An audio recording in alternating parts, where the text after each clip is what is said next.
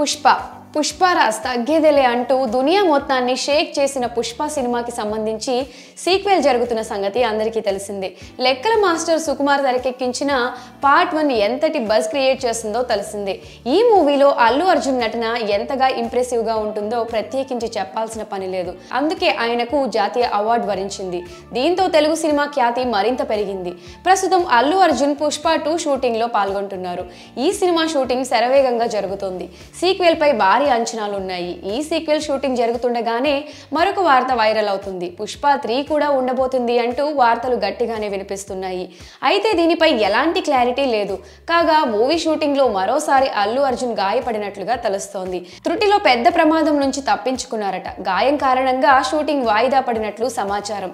దీనికి సంబంధించిన ఒక పిక్ వైరల్ అవుతుంది. ఈ పిక్ లో అల్లు అర్జున్ ఎడమ చేతికి దెబ్బ తగిలినట్లుగా తెలుస్తోంది.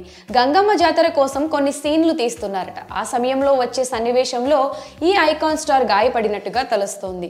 గంగమ్మ జాతరను బేస్ చేసుకుని భారీ యాక్షన్ సీక్వెల్ ఉండబోతుందని టాక్ వినిపిస్తుంది. ఆ సమయంలోనే ఈ నేషనల్ అవార్డ్ యాక్టర్ గాయపడ్డారని సమాచారం.